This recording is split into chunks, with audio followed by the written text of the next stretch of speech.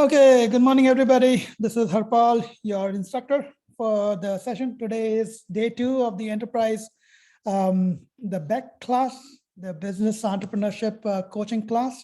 And thank you, everybody, for making it. Again, we have 7 participants. I know one of you couldn't make it. That's fine. Any questions before I get started, guys? Any feedback from last week's session when we did it?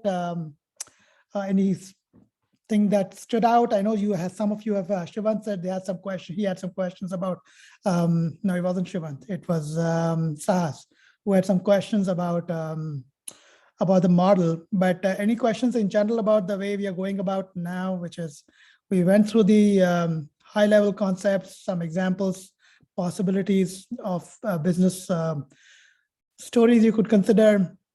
Today we'll go over the process model and the business process, so the actual model compass. We'll actually walk through the canvas and take some model examples in this play. Talk about entrepreneurship, and then last session tomorrow is when I'm hoping each of you can just present what you've created. Again, nothing, no pressure. The goal is not for you to create anything completely like that you will absolutely do, but it's just to get a good understanding that you understand the model canvas, and it's potentially something you could consider doing. And I would love it if you take it on as a serious endeavor. But with that, I'll open it to any questions from the prior sessions, any struggles, anything along the way that caused problems.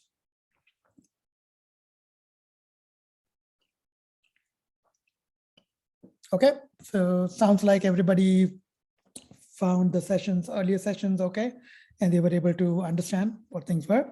So I wanted to start the session with just a few, couple of quotes. This quote talks about from Stephen Covey, the author of the 7 Habits of Your Life. I forget the exact title of his book, but 7 Important Habits of Highly Successful People. That's the main, very, very famous author. He says the economic security does not lie in your job, which is so true of the world today, which is one of the reasons Success Coach is launching this as a ability for the students to become really successful in life. It lies in your own power to produce, to think, to learn, to create, and to adapt. That's true financial independence. It's being a creator, not being a leech on the system. For that matter, take people like even lawyers or management consultants. They're basically not really creators. They are, they typically are, they're building something, or management consultants in general, financial, people who are in the banking business.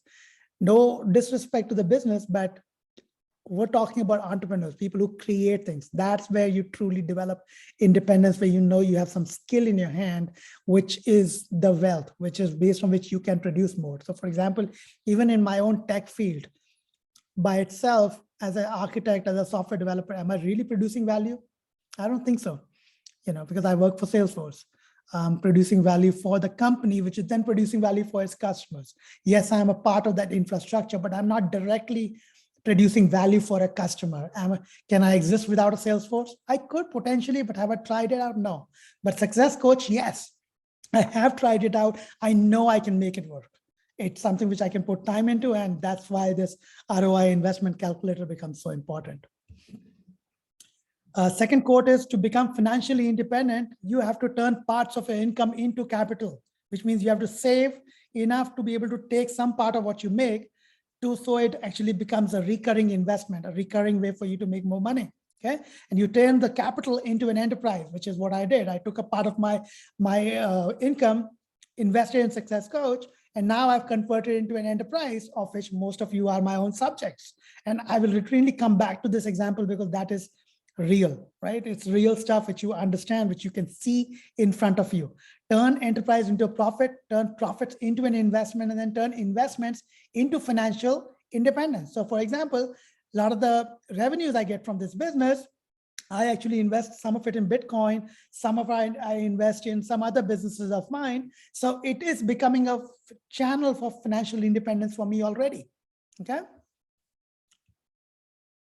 The journey of innovation, guys, when you are going through your process, business, the model canvas is just the beginning. Okay. What you're really doing, hold on just one second, let me turn off my chats. Sending me some chat requests in between. Okay. The model you are going through in the innovation journey is ideation, which is the idea of creating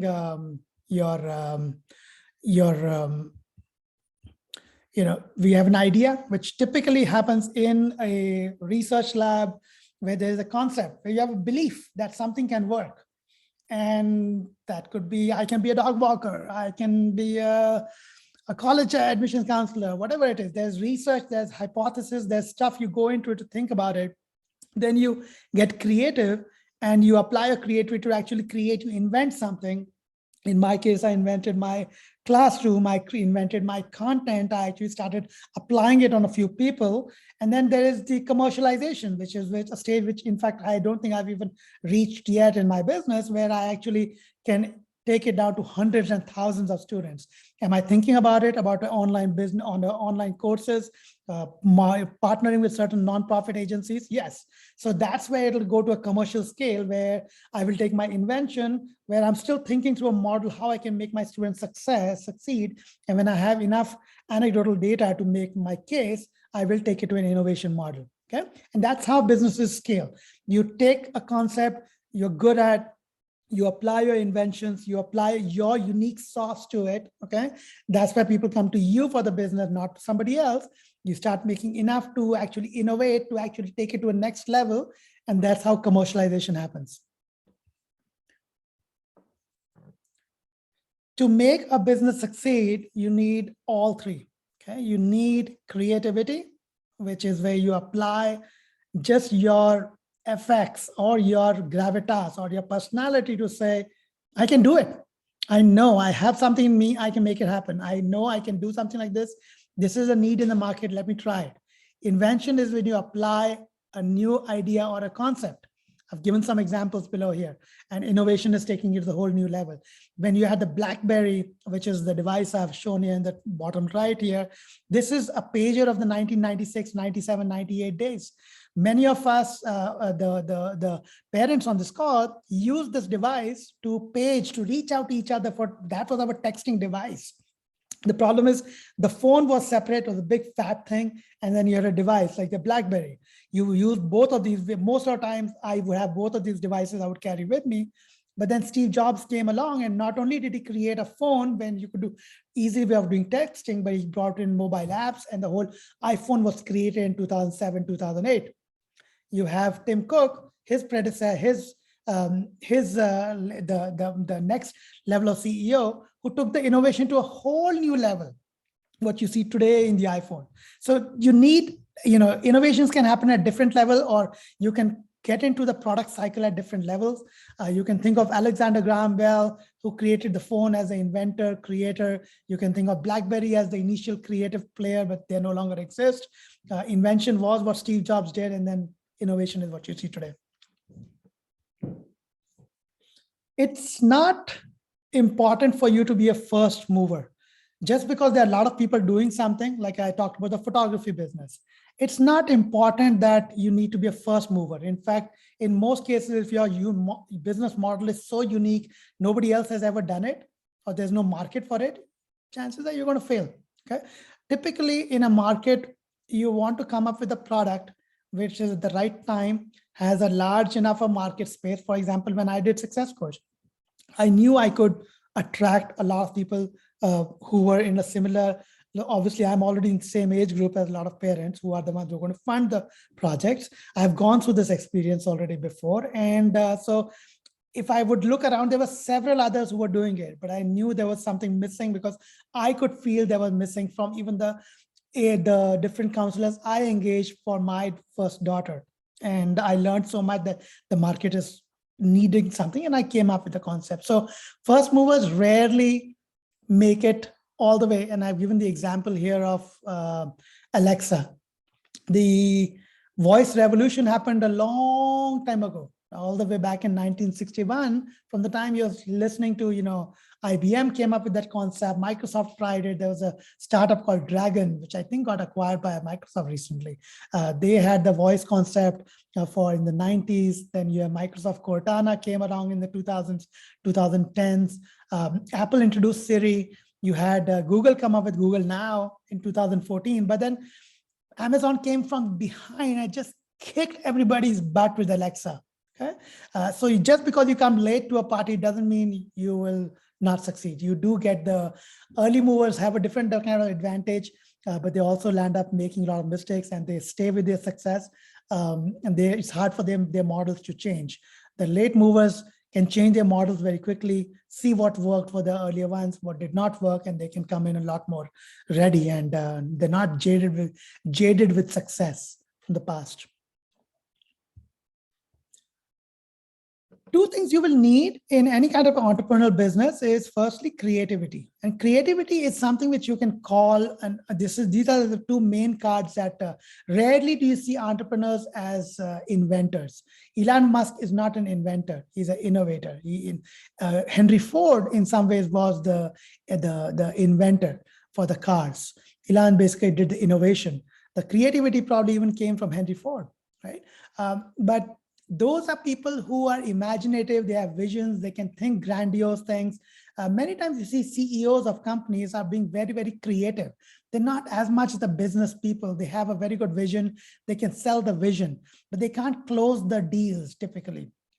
They come in with the vision, but then they bring in a lot of other people who come in and do the actual work of closing deals, which is why salespeople have careers, and the CEOs tend to stay in the background. Innovation is an iterative process. You are looking at something, what's working, what's not working. You're going back empathetically to your persona of users, and you're making decisions, of what works for them and doesn't work.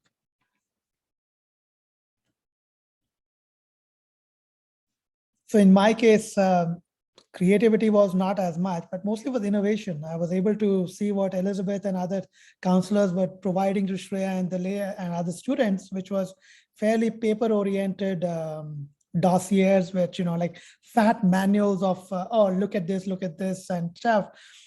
They would expect people to come in person and meet with, which I used to find a very problematic process, where I would have to go and take Shreya with me to meet the counselors, spend an hour or 2 hours there with like an entire day's process. So the innovations I did was I came up with the classroom. I started doing completely over Zoom. I started becoming very flexible with my time, where I said, everybody has my cell phone. They can text me whenever they need me. So I built a different form of relationship with my customers. And that's how my students and my families come to me, because I'm able to give that personalized touch despite not getting my scalability model appended. You will, next slide is, you will see this where entrepreneurs, they kind of live through a very masochistic lifestyle. Pain literally becomes their, gives them, a lot of flight of the day. They literally seek pain out. And it's, this is kind of what you would see when you see any kind of innovation happening. They go through a lot of self-doubt, self-criticism. They still have a vision. They seek good people around themselves, so to give them positive energy. Many times they are vulnerable. They are ready to give up. But at some point, things stick and things work for entrepreneurs. So you will go through the same in your business model, where if you create something, you're like, no, it's bullshit. Nobody's going to come and take it. I don't think I have what it takes. Am I really going to be able to do this thing with the amount of effort? It comes down to passion. It comes down to belief. It comes down to who you are, your rhetoric. You'll fail a few times and then you'll succeed. Every time you fail, though, you'll get a chip on your shoulders to actually make it work next time. The ones for whom it doesn't work is who don't even give this a try. Entrepreneurs typically have a very much hustler mindset. They do not give up. They fail. They keep, in fact, the fail itself, as an acronym for them, is that's the first attempt in learning. You will never learn if you don't fail. You have to, the only thing about learning is you fail, but you fail fast and you fail often, as we call it. That's what we try to do with the business model canvas, which is you don't need to do your startup or your business in actual practice to try it out. Yes, there is a time to make it try it out, but the basic model, you put a canvas together, you make sure on one page if it's all working. If it does make sense, you go ahead. That said, tons of inventions have happened in the world without having a model canvas in play. Sometimes it's just a core gut, a core belief. You just go with it and it works. Many times it just does not. The key thing entrepreneurs are doing is they are always closing, which means every day they are moving forward. They are talking to people. They are trying to figure out what works, what does not work.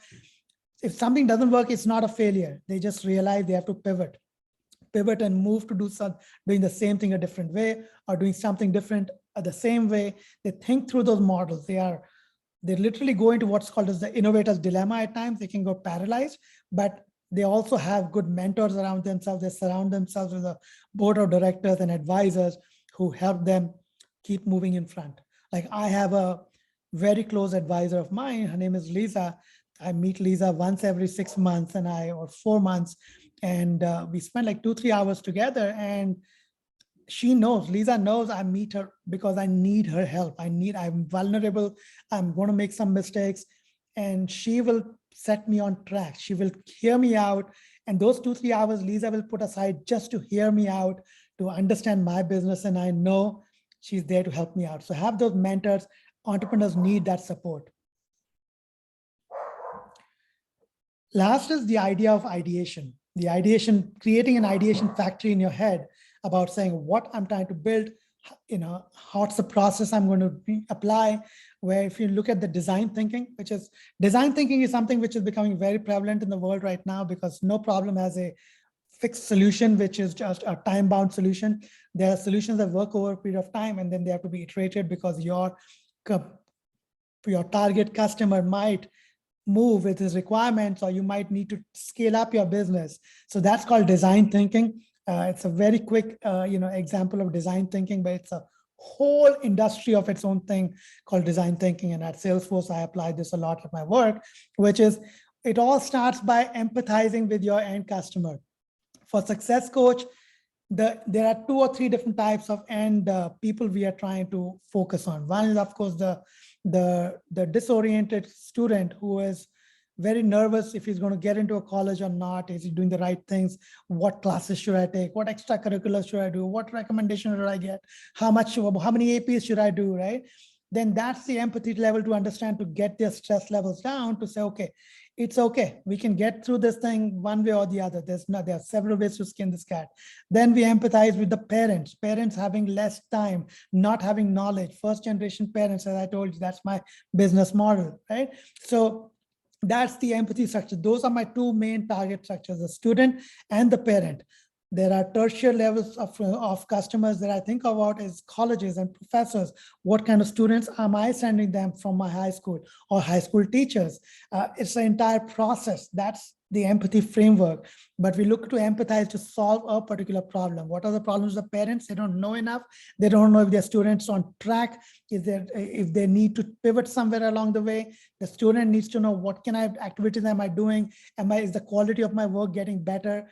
So we empathize, we define a solution around that, which is around the model, around my, if you look at my documents that I created, they have that definition of the different categorization of areas they need to think about. I don't want my students to be searching the internet or college confidential. I put all the links of what they need to know in my classrooms. So there's a simple process. The ideation happened from the time I take on a student and I start working with them. I define the different phases I'll work with them. Beginning, when is the student or the parent taking me for a ride, or when the student is not being on a time or not being careful. So there's a whole process to prototype what I create. We ideate with them. We go through this process of, as you can see, we create new ideas from the projects. For example, create a new class, like this classroom itself. One of the things I'm doing over here is getting you more confident with how college applications will work. Think of college applications in its own way. You are ideating, you're thinking about a process, you're trying for a school. If it doesn't work, you try another school. We go through internships, summer internships, extracurriculars.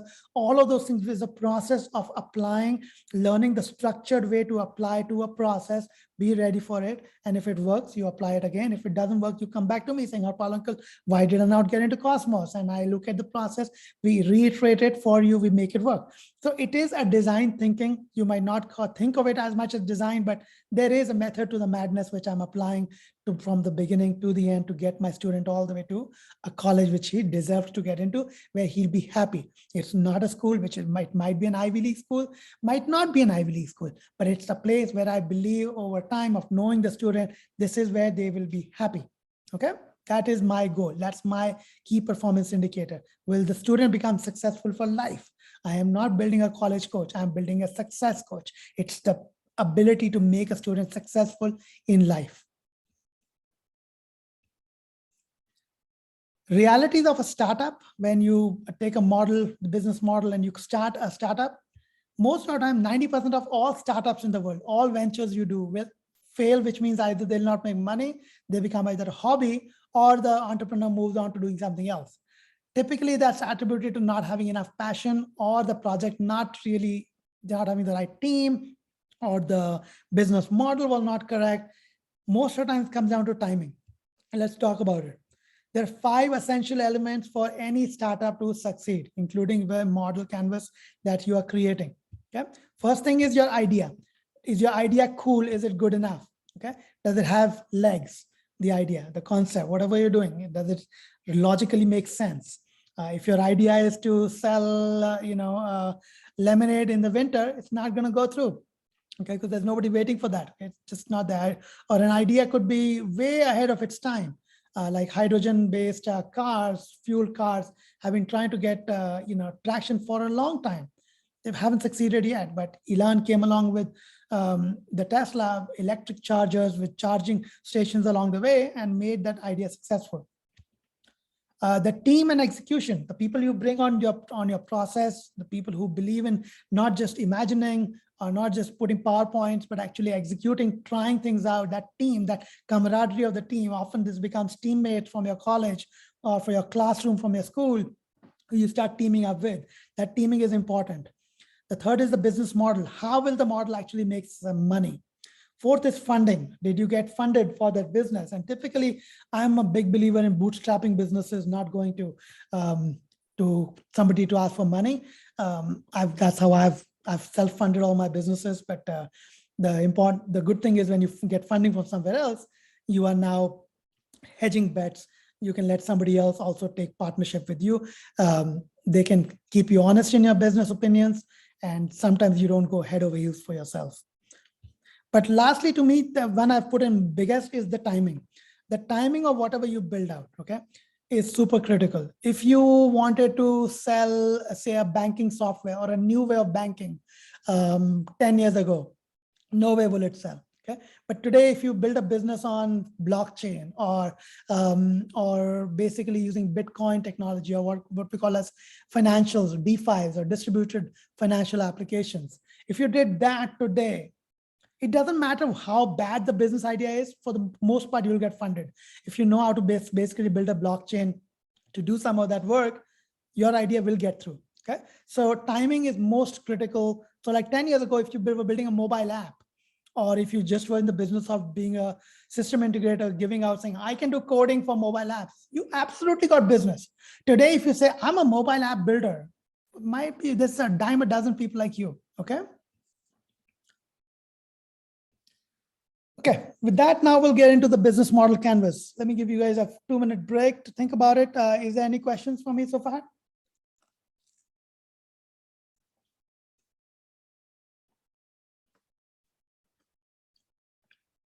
Okay.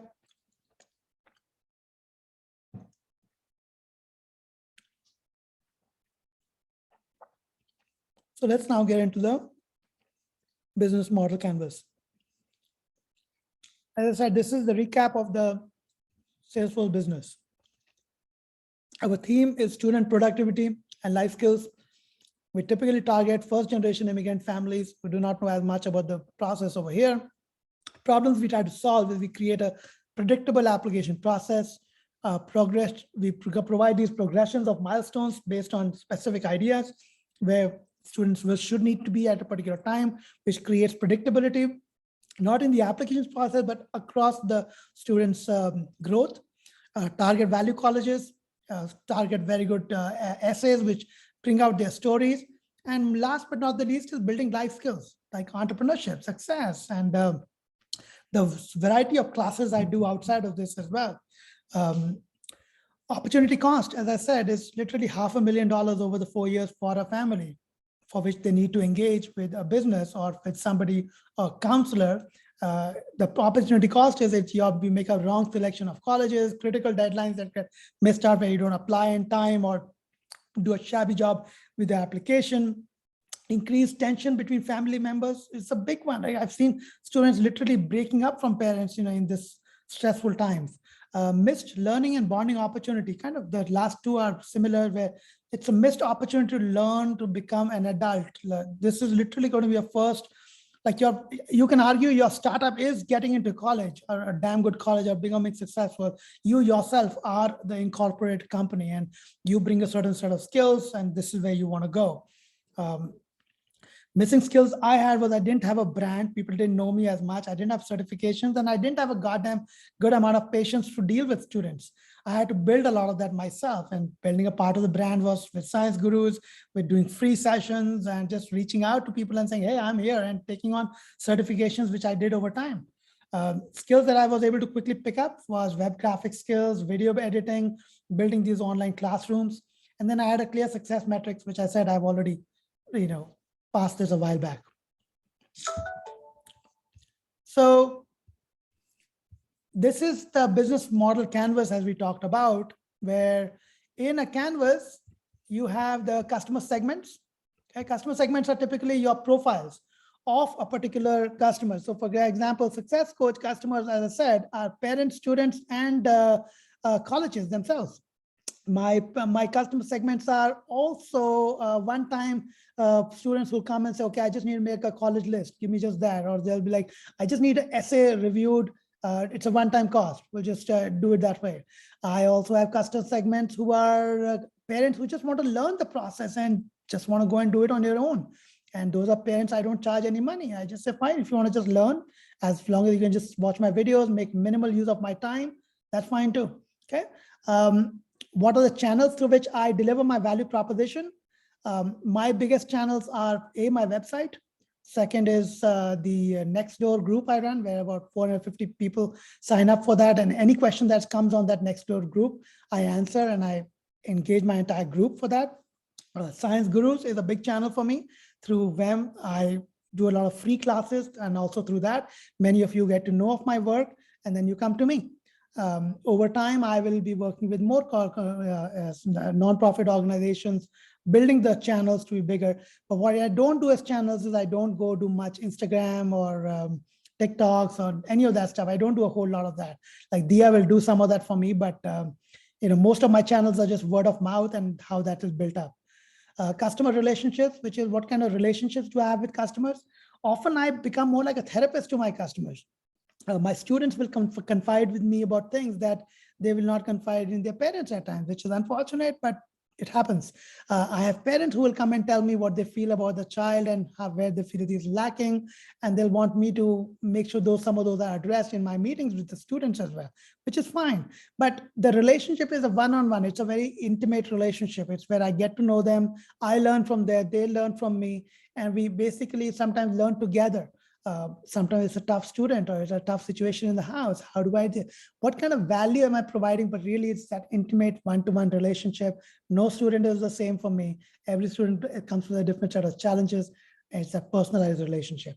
What's the value proposition I bring to my students or to this thing is, like I said, the one-on-one relationships, the predictability in the process, the avenues, the life skills, the confidence building I do in my students. So that's the value proposition, which is larger than just college admissions. It goes in perpetuity with their lives. The key activities I do are seminars. I will do Zoom sessions. I will have I will respond to text messages all the time with my families. If most of you know, I create a team followed by the name of the student as my channel, where I will interact with the family and the student together.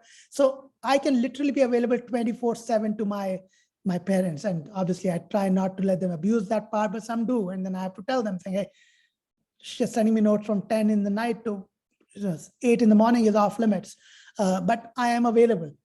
It's not something, and I open my Zoom calendar. My Calendly is available to all of you. You can put a meeting anytime you want to put in there. So most counselors typically, what I realized was they were providing, like it would take them 2-3 days to come back. You left a voicemail, they will call you back. In my case, I try to do a lot more impromptu. That's my value proposition. I know I can scale it that way because I enjoy it that way. Okay. Key resources I use to deliver my channels or my revenue streams. Resources I'm using are the Google Groups I use, the Google Classroom, the Zooms, the just a lot of the impromptu sessions. My revenue streams are typically in the business are my yearly fee for a student. Sometimes I get students who want just a one-on-one for a specific internship discussion they want to have. Well, it's one-on-one for that one session they can pay. If they come for essays, then I have a three session minimum. So I get all kinds of students. I get perpetual students who will go with me for 3-4 years. I'll have students who come to me only for a year, like for the final year. I will get students who come to me only for the essays, some only for the college list, and some for something else where they're like, okay, I just need 1 hour of your time and blabber. I'm like, okay, great. So put $250 on the table and I start the time, and that's how it works. My cost structures are the rent of the place I work from, my Zoom cost, my my personal time which goes into it. My key resources are both my daughter Shreya and Dia. They are both employed in my business, and they produce, like Shreya will help me produce material. Dia will help me with a lot of the marketing activities. My key partners are typically like the different sources like colleges which give me information, and the communities which I'm a part of where I learn a lot of new things, or the every year there are periodicals which come out, or like Fisk's library where I'll see, okay, what are the newer value schools, Forbes, Wall Street Journal. That's the places where I get all my details, and I obviously pay for all those services. Okay, so that was, I explained this to you so you can understand the model, because of course you're all working with me. Secondly, the concept was for you to understand all these 9 segments, which can get fairly overwhelming in the context of Success Coach as a business. We just talked through all of these things, and really customer segments is where you start from, which is where you're building the value. And customer segments, make sure you are thinking about it in multiple profiles. You can't just have one customer. A, that's not good for business. B, you haven't thought through enough about the profile, because sometimes you can have multiple types of customers, like in my case, student, parents, and colleges, and other people who I start working with. They can become the types. Who are my most valuable customers? Typically parents who come to me early in the process, because then they'll stay with me for longer. They also give me referrals to other students. So that's, they become my more valuable customers, versus people who just come to me in the last year and they're like, okay, get the work done, they're gone. Okay. For whom are you creating value? For the student. I mean, per se, it is for the student ultimately. The secondary buyers of that are my, the parents. Relationships, like we just talked about, how I build one-on-one, the channels, like I said, Nextdoor and Yelp at times, but mostly it's Nextdoor and my website and YouTube, the channels. My revenue streams that their customers are ready to pay me for is, it's a good question. Hold on, let me just move this up here. Okay. What are they ready to pay for? My time. They're ready to pay for not just my time, they're ready to spend that when the family comes together and gets all their questions answered, no streams, no question is off the limits. They can start asking me anything on the text messages, the revenue messages, how do they pay for this thing? They can either pay a one-time fee or a perpetual subscription license with me. Revenue, like I said, recurring or one-time basis. Pricing tactics, no real tactics, but if you see my typical pricing for the early years is much lesser than the later years. And that's an incentive way for getting the parents and the families in the process early on, because it helps them and it helps me do lesser work down the line. So that is the tactic. It's like you come on board early. Value propositions we already talked about. We talked about the key activities, the key resources. Resources are people in my group. Key activities are what I'm doing. I'm creating newer content. Many of you get detailed, the emails from me, which says, okay, this assignment is due, or Paul created this new content.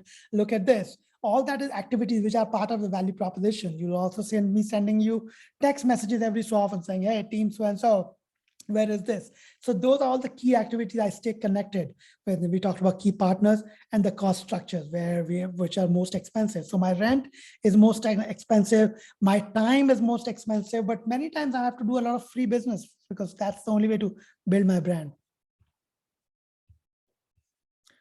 Okay, so we've talked enough, and this is, I'm hoping many of you have had a chance to look at the different models. The Amazon's business model canvas is, the segment is very clear over here.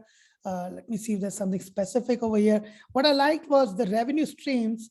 They even put a transaction fee and commissions as the important part of their, just give me a second. This, I don't know how I can stop this. How do I stop this from coming my way now? Preferences, do not notify me.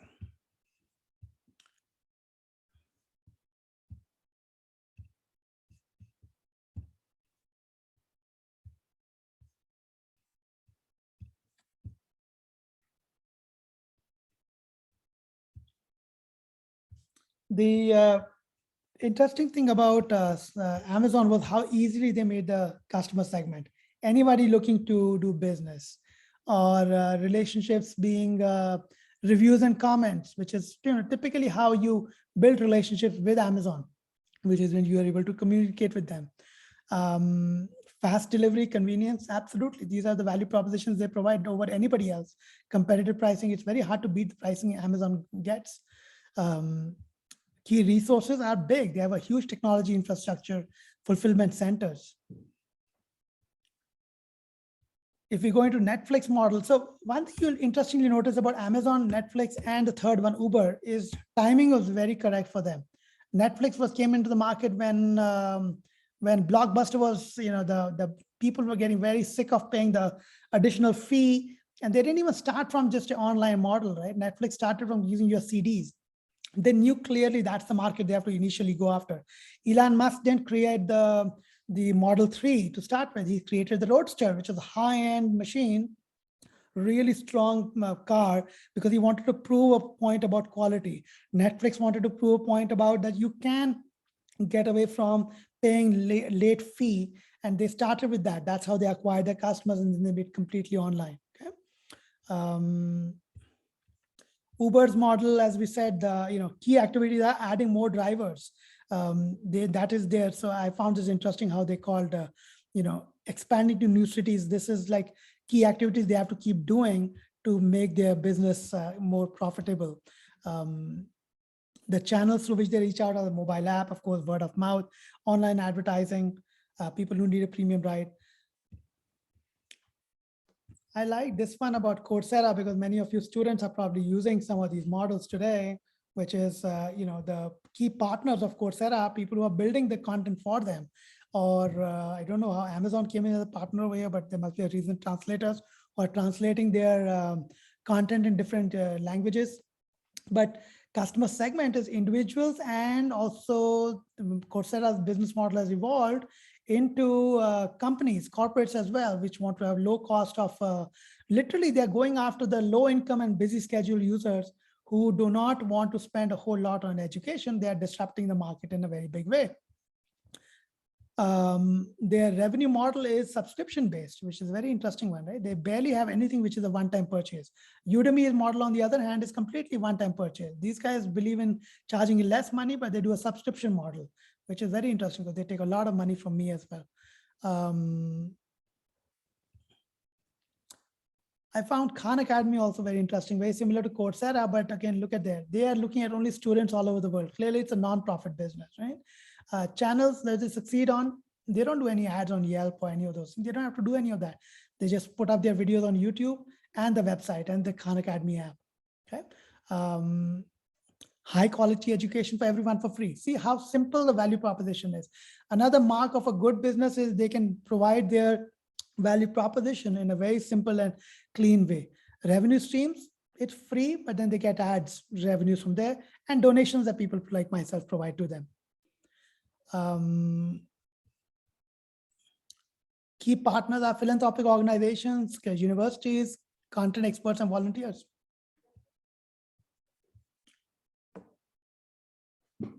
Same thing about, let's take a wine producer. Wine producer is going after, this is in this case, some marquee wine producer wanted to go direct, not go through the Trader Joe's and the Whole Foods of the world. So he wants to go directly to restaurants and to the homeowners. Just wants to sell wine. It's not like sometimes you have wine which is also on a subscription model. Channels are websites, supermarkets, and so you want to go through supermarkets so you can get them to taste it there. Sales team which go door to door to get the business. Relationships are direct contact with distributors, and the personalized online experience where you can provide a lot more detailed information about the wine that is producing. The personal brand experience, so you start identifying with the brand, that the kind of stuff they're giving is in line with who I am as a person. So the consumer buys based on that, and high quality wine.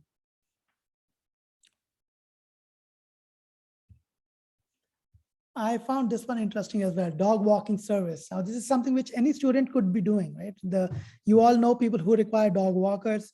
If even a few of you can become, start a dog walking service where you have a few students, friends of yours who are all able to go in the neighborhood and take dogs for a walk, just create a next door store on that next door page, and and start advertising your service. You don't have to be the dog walker yourself. I mean, you could start with being a dog walker yourself, but you could also provide a service where people can put out their information, people who need a service, and you can connect them with others who need it. So it's a fairly simplified way of getting the process going. The key resources could be getting certified people, GPS tracking. So this is more sophisticated work, but really the key activities are dog walking in the community. So look at the customer segments, dog walkers and busy dog owners. So there are dog walkers who also could use this service, so they could subscribe on the service, and busy dog owners who need the help. Third service could be people who are going out on a vacation. So you need to be able to leave a dog for a few days. In this business, which is a pet food maker, all of us who care for pets know in a way how healthy pet food can be made. It's not a whole lot, it's not rocket science creating pet food either. But who are your people who are who as a business, if you know how to make pets, how would you get across that revenue streams? So in this case, you can see the revenue streams are sales of the bowl. So the actual bowl itself is selling, the pet data. So he's selling customer data as well. So look at the number of kind of businesses. Not only is he selling who bought the stuff, but the data, as well as selling advertisements and recommendations on the website. So from this, you can clearly see how a business grows from just one basic thing, saying I'm selling the food, to actually selling data, which is in this case, in the market we are today, data is more important than even what you sell as a product, which is also the reason why Facebook is free and many of these, like YouTube is free, because what they're selling is your insights of how you use the product. This is a business my daughter Dia wants to get into, which is a beautician business. She likes, she's into doing makeup and a lot of cosmetics and stuff. So you can see that in this case, I just found this online. This one is targeting customer segments 18 to 44, but in her case, the segment will be more like 14 to 16.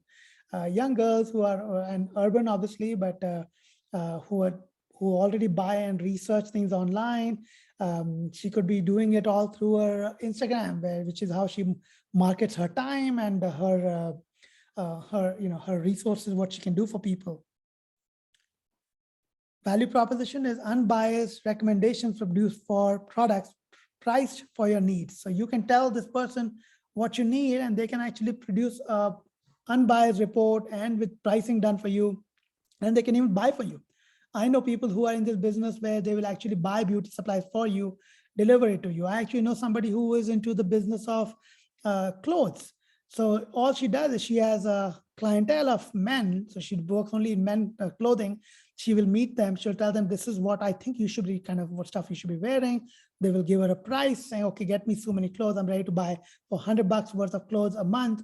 And she'll take, a certain amount of cut per year from it. She'll build, she'll bring in the product. She'll send them to the product. If they don't like it, they can send it back to. But she's in that business, right? She'll go to sales. She'll find products. If they don't like it, she'll return it as well for them. Okay. This is the salon business. About segments, you can see the different segments that they're going through.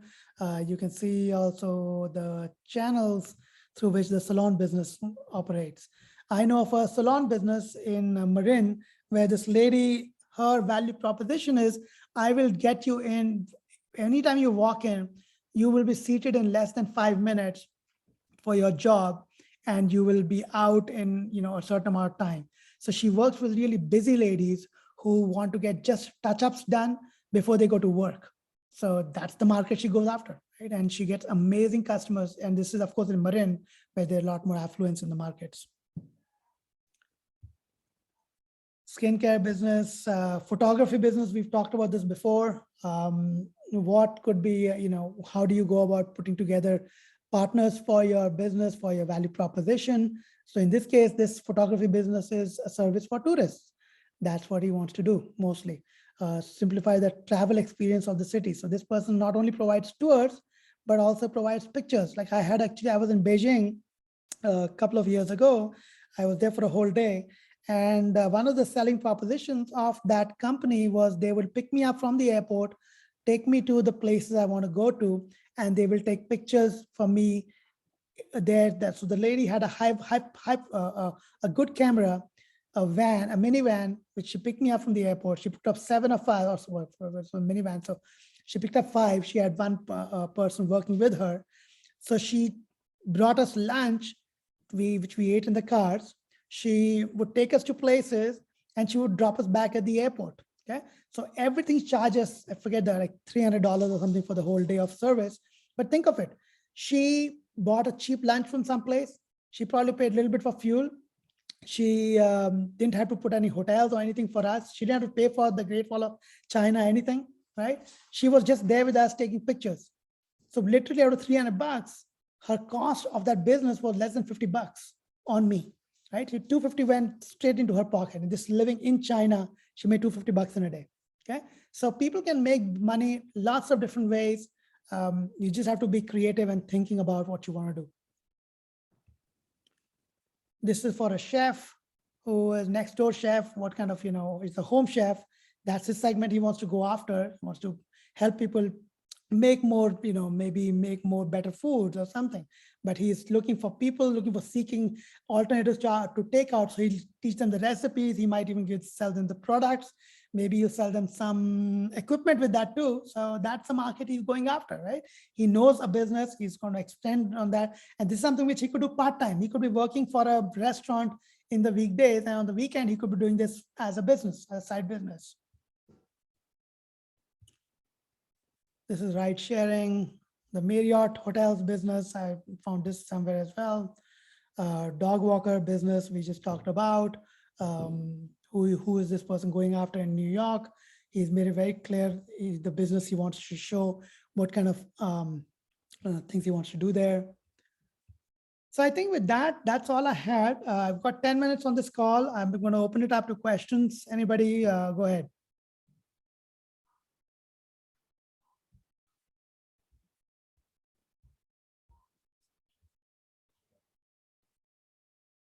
Come on, guys. There have to be some questions.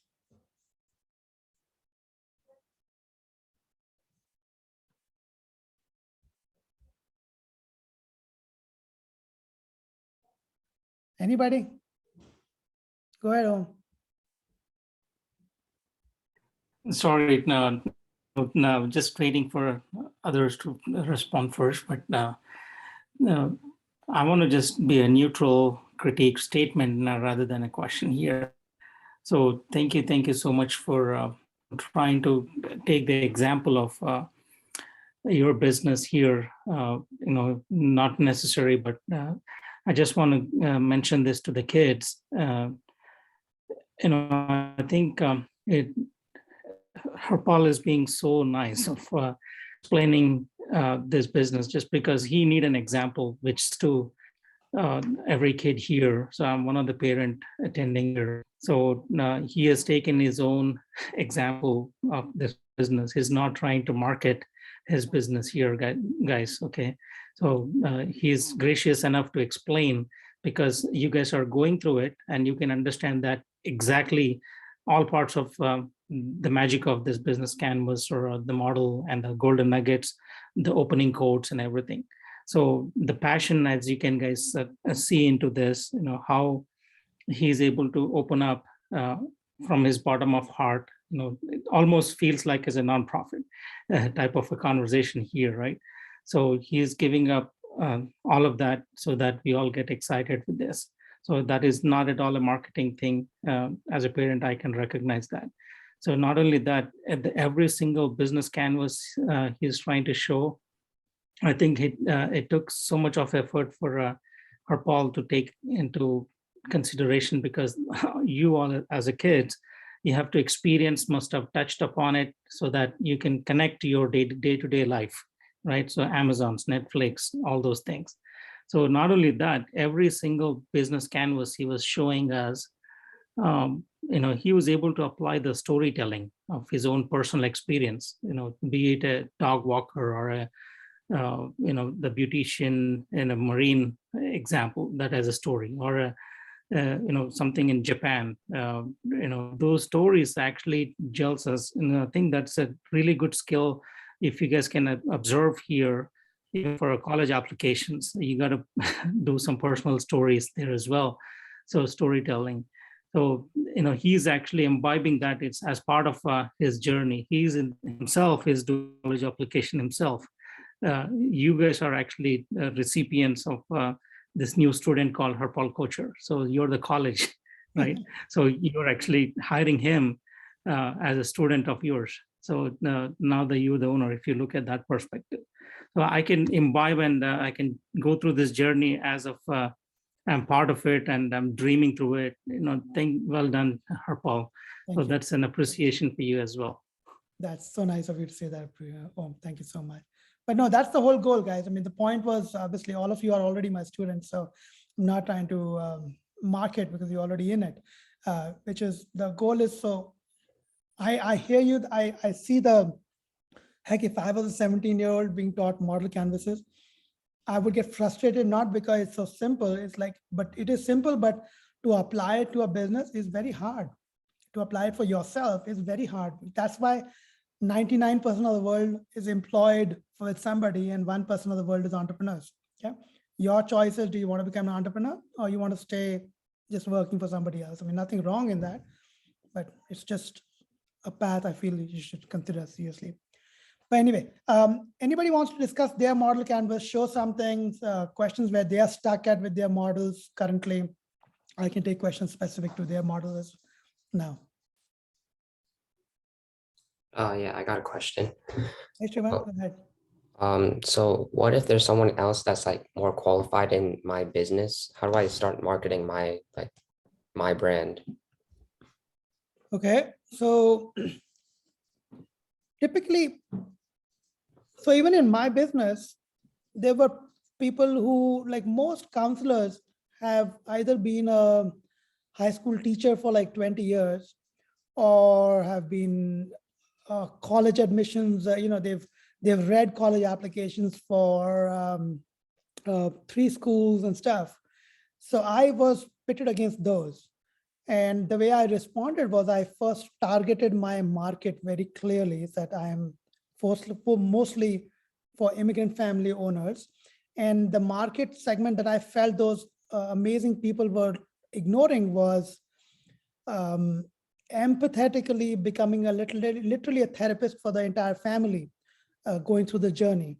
So because the market, Shrivant, is so massive, we have just in the US, I'm dealing with like 50 million students on a yearly basis, which are in the high school. So the market is so big.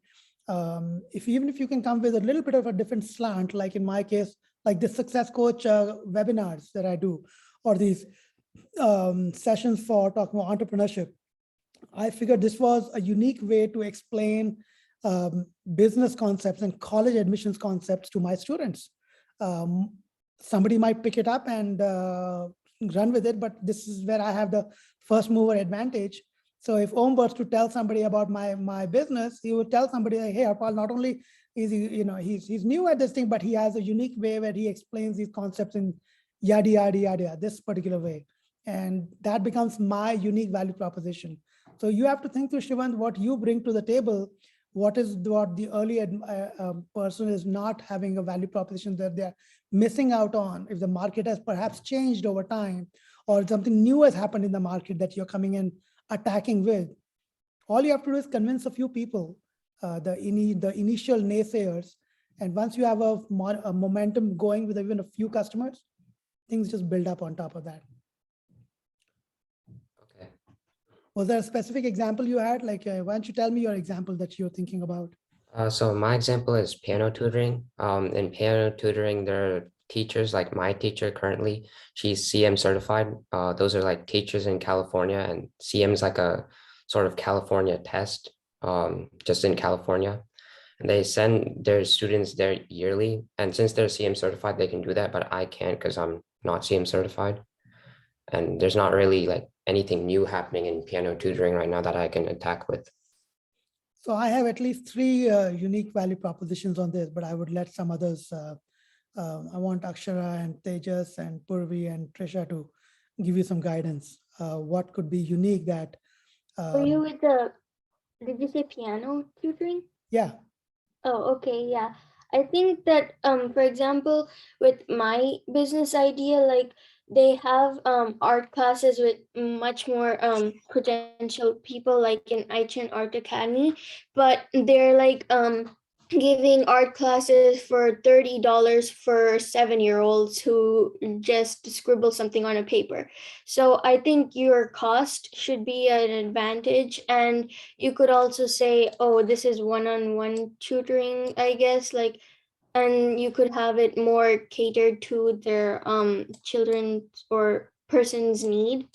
And then I guess you could also like have I don't know, maybe you could have like a curriculum that's based on each person's abilities, instead of saying, okay, this is a set path, if you go with it you just fall behind. Because I know like different tutoring centers like RSM for math, they're like, okay, you can get an honors or something lower, and if you don't, then you just have to fall in, because you're not such a big business yet. And I think that could be an advantage for you, because you can spend more time on each person and improve your business. Wonderful.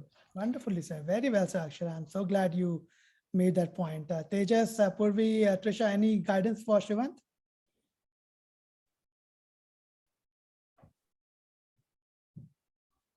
I think she said what she said about like lowering the cost was a good idea, because like if you can provide like as much as like the more certified teachers, then you might want to lower the cost to make it seem more like appealing.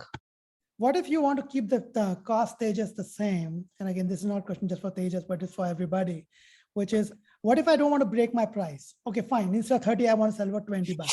But what would I sell as a value proposition that somebody would still fall for it? I'm not ready to negotiate much on pricing. Can anybody think about a value proposition that will still appeal? I'm still ready to pay $30 to a young student, Shrivant. For what reason? Give me a value proposition, guys. I could have a small market of like maybe less than 10 students, so I could focus more on one student at a time. And yeah, that's my idea. How about saying, hey, I've gone through this myself recently. I wanted to quit multiple times, but I found quirky ways, like I used to go for a walk in between. I will empathize with your students far more than a 45-year-old Christina will, whose only goal is to get you to O levels or to the next levels. My focus is going to be to keep your child playing piano for 5 years straight, which is as good or even more because it shows continuity to colleges. And I'll do it by making the process fun. I might bring some popcorn when I come next time. My students look forward to seeing me. Most students dread meeting their piano teachers. Yeah. Empathize with the student who is getting his butt kicked every second day. He has to sit up and sit through the class. You're going to teach him some ways to keep his body posture good. You're going to be his buddy. You're going to not only give him piano tutoring, you're also going to tell him something about studying, because you're a straight A student, Shravant, yourself. So you will market those sides of your personality which Christina doesn't know damn shit about. She doesn't know nothing about Calc BC, and you have already been doing WizKid stuff at your age. Okay, so the value proposition does not need to be only piano. Change the game altogether. When you can't win by the rules that others have laid out in front of you, you find a way to bend the rules. You change the game. Yeah. Yeah.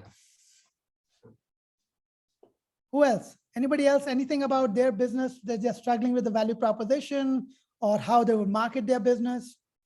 So, hi, Harpal. So for my business, I'm thinking of making like seasonal baskets. I'm not really sure. Speak up, speak a little slowly and a little louder. Yeah, of course. So I was thinking of making seasonal gift baskets. Okay.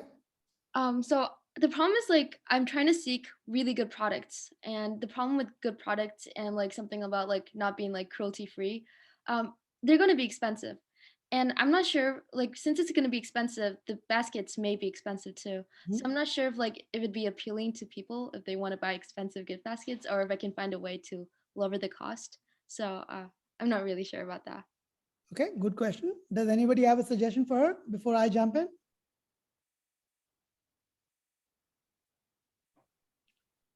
Let me take a crack. So Trisha, your market is seasonal. These are chocolates, or what are these? So what kind of food, what are you putting in the baskets? So it's just like products that relate to the season, or it can also be personalized. Yeah. Okay, so first thing is people don't even know your brand.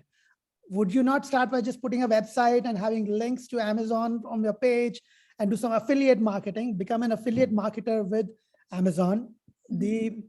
Start off by just curating some of the products that are there on the websites, because they're like, hey, there's so many products over there. Now your market becomes students who want to give gifts to one another. Their price point typically is 10 bucks, 20 bucks, 30 bucks, no more than that. So if you define your market, your customer as a 16-year-old gal or a 15-year-old gal who wants to give a gift around to somebody, then you start by affiliate marketing, put up a blog with some concepts, and then have some of Trisha's own products along with that, saying, hey, this product is, by the way, I can make it and deliver it tomorrow morning or in the next 4 hours to you if you give me an order right now. Now, you might get some people on the last minute buying, but it's about building a brand. It's about showing your passion for why is a gift given. The whole concept around building the brand is, as Om said about me, I love teaching students. I love talking, right? So that's the whole thing we are going after, which is, I see Om has already provided some inputs to you also as well on this, but start with affiliate marketing, start with some very basic products that could be done around, and but we can talk more. Anybody else have anything for her, or Trisha, do you have a rebuttal or anything, any further question on that? Not really, but yeah, I'll think of a little bit more about it. Okay, Om sent something to you as well on this. Yep, I'm checking that out right now. Okay, cool. What else? Anybody else with any dilemmas, any questions?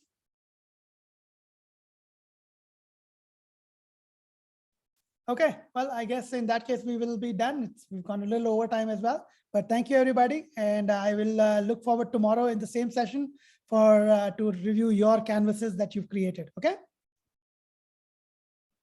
Bye, guys. Thank you, Uncle. Bye. Bye, Bacha.